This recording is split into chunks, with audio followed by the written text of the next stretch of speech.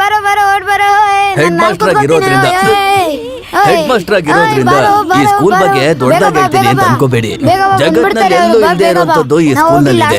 Public exam ಮುಂಚೆನೆ syllabus ಮುಗಿಸ್ಬೇಕು ಅಂತ ಟೀಚರ್ಗಳಿಗೂ ಓದ್ ಮುಗಿಸ್ಲೇಬೇಕು ಅಂತ ವಿದ್ಯಾರ್ಥಿಗಳು ಯಾವ ನಿರ್ಬಂಧನೂ ಇಲ್ಲ. ಕ್ಲಾಸ್ ರೂಮ್ ಹೋಗ್ರಮ್ಮ. ಅದು ಚೆನ್ನಾಗಿ ಅನುಕರಿಸ್ತಾರೆ.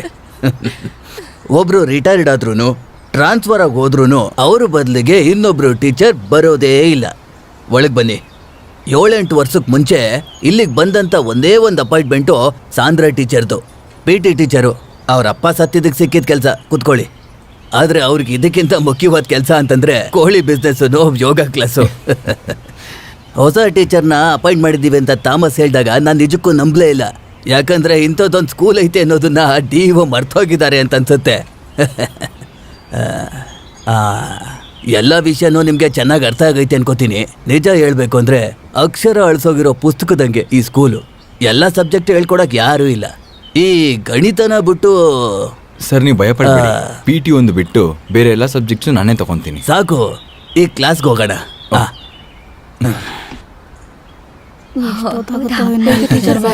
ಪ್ರೀತಿಯ ವಿದ್ಯಾರ್ಥಿನಿಯರೇ, ಹೋದ ವರ್ಷ ಮ್ಯಾಥ್ಸ್ ಟೀಚರು ಟ್ರಾನ್ಸ್ಫರ್ ಆಗ್ಬಿಟ್ರು. ಈ ಸ್ಕೂಲಲ್ಲಿ ಯಾರು ಇರ್ತಾರೆ ಅದಕ್ಕೆ ಹೋಗಿದ್ದಾರೆ. ಅವ್ರಿಗೂ ಬದಲಾಗಿ ಇನ್ನೊಬ್ರು ಮ್ಯಾಥ್ಸ್ ಟೀಚರ್ ಈಗ ನಮ್ಮ ಸ್ಕೂಲಿಗೆ ಬಂದಿದ್ದಾರೆ. ಈಗ ನಾವೆಲ್ಲರೂ ಯಾರೋದು ಕರಿಯಬೇಕು ಬಂದವನೇ ಸರ್. ಸುಮ್ಮನೆ ನೀನೇ ಹೋಗ. ಲೋ ಬೇಕು, ನೀನ್ ಇವತ್ತಾದ್ರೂ ಬಾಗ್ಲಿಂದ ಬರ್ಬೋದಿತ್ತಲ್ಲೋ. ಈ ಸ್ಕೂಲ್ ಇವನೇ ತುಂಬಾ ಸೀನಿಯರು. 8ನೇ ಕ್ಲಾಸ್ 2 ವರ್ಷ, 9ನೇ ಕ್ಲಾಸ್ 1 ವರ್ಷ. ಮರ್ಯಾದೆ ಕೊಟ್ಬಿಡೋಣ. ನಮಸ್ಕಾರ ಸರ್. Silence silence silence. ನಾನು ಏನು ಹೇಳ್ತಾ ಇದ್ದೆ?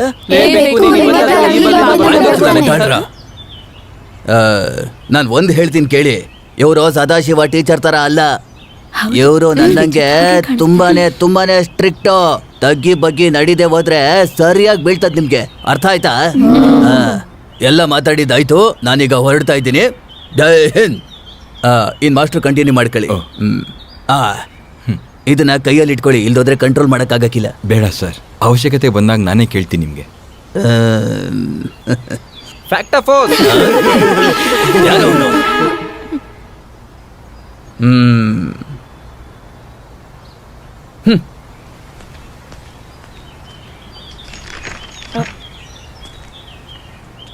ಬಶೀರ್ ಅಲ್ವಾ? ಬಶೀರ್, ನಿಮ್ಮ ಅಪ್ಪನ ಹೆಸರೇನು? ಅಯ್ಯೋ, ನನಗೆ ಅಪ್ಪ ಇಲ್ಲ ಸರ್. ಬೇರೆ ಯಾರಿದ್ದಾರೆ? ಮಾಮ ಇದ್ದಾರೆ, ಮೀನ್ ಫಿಶ್ ಮರ್ಚೆಂಟ್ ಅಂತೆ. ಅವ್ರ ಮಾಮ ಹತ್ರ ಯಾವಾಗ್ಲೂ ಬರೀ ಮತ್ತಿ ಮೀನೇ ಇರುತ್ತೆ. ಅದು ಬೇಡ ಅಂತ ಬಿಸಾಕಿರ್ತಾರಲ್ಲ, ಅದನ್ನೆಲ್ಲ ತಗೊಂಡ್ಬಂದು ಮಾರ್ಕೆಟ್ ಅಲ್ಲಿ ಮಾರ್ತಾರೆ ಇವರು. ಇರಲ್ಲ, ಸುಳ್ಳು ಸರ್. ಅವ್ನ ಅಪ್ಪನೇ ಬೇಕಾದ್ರೆ ಅದನ್ನೆಲ್ಲ ಮಾಡ್ತಿರ್ಬೇಕು. ಬಶೀರ್ ಕೂತ್ಕೋ. ಕರಿಯಾ ಅದೇ ಅಲ್ವಾ ನಿನ್ನ ಹೆಸರು? ಅಯ್ಯೋ ಅಲ್ಲ ಸರ್, ಅದು ನನ್ನ ಅಡ್ಡ ಹೆಸರು. ಹುಟ್ಬೇಕಾದ್ರೆ ಕಲರ್ ಆಗೇ ಇದ್ದೆ. ಈ ಊರಲ್ಲಿ ಬಿಸಿಲು ಜಾಸ್ತಿ ಇರೋದಕ್ಕೆ ಈ ಕಲರ್ ಆಗ್ಬಿಟ್ಟೆ. My name is Nirmal Kumar. ಬೆಕ್ಕು ಕರಿಯಾ, ಇಲ್ಲಿರೋ ನಿಮ್ಗಳಿಗೆ ಬೇರೆ ಏನಾದ್ರೂ ಅಡ್ಡ ಹೆಸರುಗಳಿದೆಯಾ? ಇದೆ ಸರ್. ಇಲ್ಲ ಸರ್. ಹಾಗಾದ್ರೆ ಹೆಸರೇ ಇಲ್ವಾ? ಇದೆ ಸರ್. ಕಾಂಬಸ್.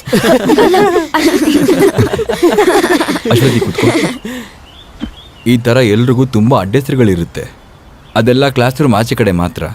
ಕ್ಲಾಸ್ ಒಳಗಡೆ ಬಂದಮೇಲೆ ಬಶೀರ್, ಸುಮೇಶ್, ಕಿರಣ್, ನಿರ್ಮಲ್, ಮುಬೀನಾ, ಧನ್ಯ, ಅದಿರಾ, ಅಶ್ವತಿ. ನಾನು ವಿನಯ್ ಚಂದ್ರ. ಯಾರು? ನಾನು ದಿವ್ಯಾ ರಾಮಮೂರ್ತಿ. ಹಂಗಂದ್ರೆ ನಾನು ಈ ಕ್ಲಾಸ್ ಸರ್.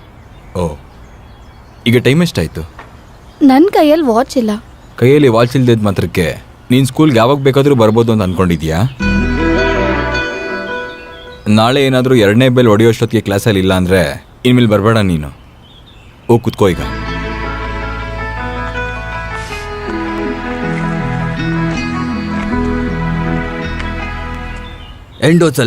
ಎಂಡೋಸಲ್ಫ್ ಹೆಸರು ಎತ್ಬೇಡ ನೀನು. ಸರಿ, ಆಮೇಲೆ ಮಾತಾಡ್ತೀನಿ. ಸೈನ್ ಮಾಡಬೇಕಾಗಿರುವಂಥ ರಿಜಿಸ್ಟ್ರು ಅಲ್ಲಿಲ್ಲ. ಕಮಾನ್. ಯಾರದು? ಸಾರ್, ನಿಮಗ್ ಗೊತ್ತಾಗ್ಲಿಲ್ವಾ? ರೆಮಿ. ನಮಸ್ಕಾರ ಸರ್. ಹಾಡಿಗೆ ಹಾಡು ಅನ್ನೋ ರಿಯಾಲಿಟಿ ಶೋ ನಲ್ಲಿ 8ನೇ ಸ್ಥಾನದಲ್ಲಿದ್ದಾಳೆ. ಒಂದಿ ಶಾಲೆ ಇವಳು. ಇನ್ಮೇಲೆ ಇವಳಿಗೆ ಟ್ರೈನರ್ ನಾನೇ. ಸಾರು ತಂದೆ ಸ್ಥಾನದಲ್ಲಿ ನಿಂತ್ಕೊಂಡು ಆಶೀರ್ವಾದ ಮಾಡಬೇಕು. ಅದು ಸರಿ. ಅಂದ್ರೆ ನೀನು ಸ್ಕೂಲ್ಗೆ ಕ್ಲಾಸ್ ತಗೊಳಕ್ಕೆ ಅಂತ ಬರ್ಲಿಲ್ಲ ಇವತ್ತು. ಕ್ಲಾಸು ಅದೀಗ ತುಂಬಾ ಮುಖ್ಯನಾ? ಆಶೀರ್ವಾದ ಮಾಡಿದ್ರೆ ಸಾಕು. ಮ್ಯೂಸಿಕ್ ಕ್ಲಾಸ್ ಕಳ್ಸೋ, ನಾನು ಆಶೀರ್ವಾದ ಮಾಡ್ತೀನಿ. ಏನ್ ಸರ್, ನಾನು ಹೇಳೋದೇ ಕೇಳೋದಿಲ್ವಲ್ಲ? ಯಾವನವ್ನು? ಎದ್ದೇಳಿ ಆ? ಎದ್ದೇಳಿ ಅಂದ್ರೆ ಆ? ಕಣ್ಣು ಮುಚ್ಕೊಳ್ಳಿ. ಕಣ್ಣು ಕಣ್ಣು ಮುಚ್ಕೊಳ್ಳಿ. ಮುಚ್ಕೊಡ್ರಾ? ಆ. ಕೈ ಎತ್ತಿ. ಆ? ಕೈ ಎತ್ತಿ. ಕೈ ಎತ್ತಿದ್ರಾ? ಆಯ್ತು. ತಗೊಳ್ಳಿ. ಇದು ಯಾವ ಕಂಪ್ನಿ? ಕಂಪ್ನಿ ಯಾವ್ದಾದ್ರೇನು ಇರಪ್ಪ, ಗಲ್ಫಿಂದ ಕಳ್ಸಿರೋದು. ಇಟ್ಕೊಳ್ಳಿ. ಹೌದಾ? ಹಾಗಿದ್ರೆ ರಾಹು ಕಾಲಕ್ಕೂ ಮುಂಚೆ ಶುರು ಹಚ್ಕೊಳ್ಳಿ. ಆ. ಜೈ ಹೋ. ಹೋಗು. ಆಶೀರ್ವಾದ ತಗೋ. ನಿಮ್ಗೆ ಯಾವ ಕ್ಲಾಸ್ ರೂಮ್ ಬೇಕೋ ಅದಕ್ಕೆ ಹೋಗಿ. ಜೈ ಹೋ. ನೀವ್ ಏನ್ ಹೇಳಿದ್ರು ನಾನು ಒಪ್ಕೊಳಲ್ಲ.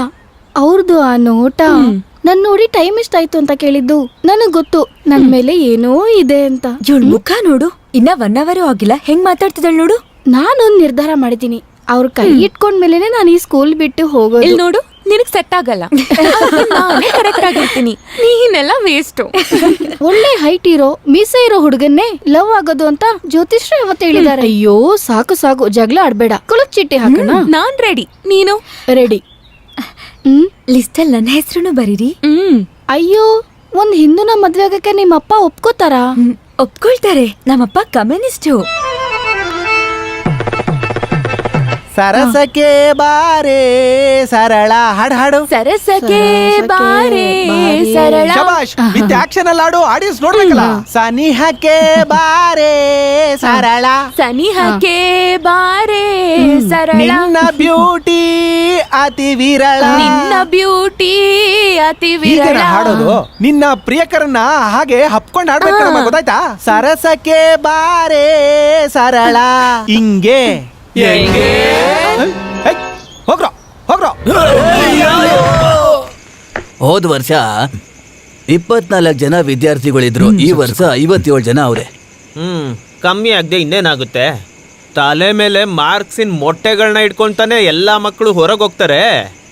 ಮೊದಲನೇ ಸಲ SSLC ಎಲ್ಲಾ ಮಕ್ಕಳು ಫೇಲ್ ಆಗಿದ್ದಕ್ಕೆ ಊರ್ನವರೆಲ್ಲ ಸೇರ್ಕೊಂಡು ಮಂತ್ರಿಗೆ ಆಕ್ಷನ್ ತಗೊಳಕ್ ಕಂಪ್ಲೇಂಟ್ ಕೊಟ್ರು. ಎಲ್ಲಾ ಟೀಚರ್ನ ಟ್ರಾನ್ಸ್ಫರ್ ಕೊಟ್ಟು ಕಳಿಸ್ಬಿಟ್ಟು ಹೊಸ ಟೀಚರ್ಸ್ನ ಕರ್ಸಿದ್ರು.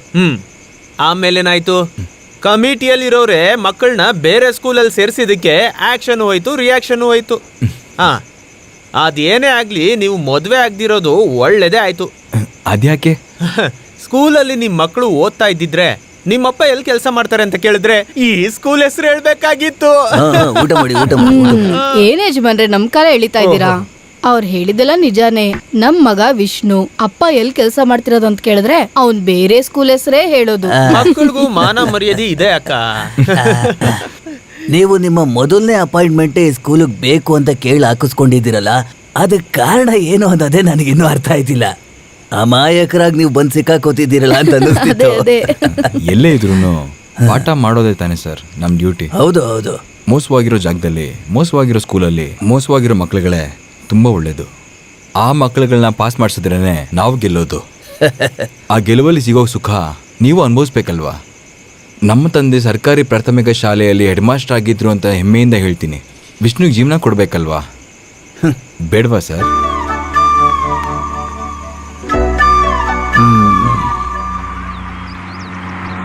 Hello hello. ಹಾ, ಕೇಳಿಸ್ತಿದೆ ಕೇಳಿಸ್ತಿದೆ. ಟೌನಿಂದ ಒಂದ್ ಡಬ್ಬ ಬಸ್ಸಲ್ಲಿ ಬರ್ತಿದ್ದೀನಿ. ಆಮೆ ತರ ಹೋಗ್ತಿದ್ದಾನೆ, ಯಾವಾಗ ಬರ್ತೀನೋ ಗೊತ್ತಿಲ್ಲ. ನೀನ್ ಅಲ್ಲೇ ನಿಂತ್ಕೊಂಡಿರೋ, ನನ್ ಸ್ಕೂಟಿ ಅಲ್ಲೇ ಇದೆ. ಏನು? ಓ ಹಾ, ಪೆಟ್ರೋಲ್ ಬೆಲೆ ಜಾಸ್ತಿ ಆಗ್ಬಿಟ್ಟಿದ್ಯಲ್ಲ. ನಮ್ಮೂರ್ ರೋಡ್ ಕಂಡೀಷನ್ ಅಲ್ಲಿ ಏನಾದ್ರು ಗಾಡಿ ಓಡಿಸಿದ್ರೆ ಮೈಕೆ ನೋವುತ್ತೆ, ಪೆಟ್ರೋಲ್ ಖಾಲಿ ಆಗುತ್ತೆ. ಏನು? ಬೇಡ ಬೇಡ ಬೇಡ ಬೇಡ, ನೀನೇ ಕಾಲ್ ಮಾಡು. ನನ್ ಫೋನಲ್ಲಿ ಔಟ್ ಗೋಯಿಂಗ್ ಹೋಗ್ತಾ ಇಲ್ಲ. ಹೋಗೆ, ಹೋದ್ಸಲ ನನ್ ಫೋನಲ್ಲಿ ಕಾಸಿಲ್ಲ ಅಂತ ಹೇಳಿದಕ್ಕೆ 50 ರೂಪಾಯಿ ರೀಚಾರ್ಜ್ ಮಾಡ್ಸಿದ್ರೆ 10 ದಿನದಲ್ಲಿ ಖಾಲಿ ಆಗೋಯ್ತು. ಈ ಮೊಬೈಲ್ ಕಂಪನಿಯವರೆಲ್ಲ ಯಾವಾಗ ಬದಲಾಗ್ತಾರೋ ಗೊತ್ತಿಲ್ಲ. ಏನಮ್ಮ, ಸ್ವಲ್ಪ ನಿಧಾನಕ್ಕೆ ಮಾತಾಡು. ನಾನೇ ನಿಮ್ ಕಿವಿಲ್ಲ ಹೇಳ್ತಾ ಇದ್ದೀನಿ. ಹಾ, ನೀನ್ ಹೇಳೆ. ಹಾ, ಇದು ನಿಮ್ ಮನೆ ಅಲ್ಲ, ನಿಧಾನಕ್ಕೆ ಮಾತಾಡು. ಅಯ್ಯೋ, ನಾನು ಇದನ್ನ ಬಸ್ಸು ಅಂತ ಅನ್ಕೊಂಡಿದ್ದೆ. ಕಂಡಕ್ಟ್ರೆ, ಮರ್ಯಾದೆಗೆ ಇವ್ರನ್ನ ಇಳಿಸ್ಬಿಡಿ. ತುಂಬಾ ಹೊತ್ತಿಂದ ಸುಮ್ನಿದ್ದೀನಿ. Hello hello. Excuse me. ಏನ?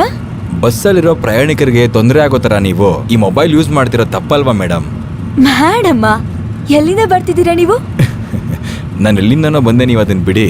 ಆದ್ರೆ ಇಷ್ಟು ಜೋರಾಗಿ ಮಾತಾಡ್ತಿರೋ ನಿಮ್ಗೆ ಫೋನ್ ಯಾಕೆ ಬೇಕು ಹೇಳಿ? ನನ್ ಫೋನು ನನ್ ಇಷ್ಟ, ನನ್ ಕಾಸು. ಆದ್ರೆ ಕಿವಿ ನಮ್ದಲ್ವಾ? ಸರ್ ಅವಳ ಹತ್ರ ಮಾತಾಡಿ ಪ್ರಯೋಜನ ಇಲ್ಲ. ಗೊತ್ತು ತಾನೆ, ಹಾಗಿದ್ರೆ ಸುಮ್ನೆ ಕೂತ್ಕೊಳ್ಳಿ. ಹೋಗೆ ಕೊಬ್ನೋಳೆ. ನೀನೇ ಕೊಬ್ಬಿಡ್ದವನು. Hello hello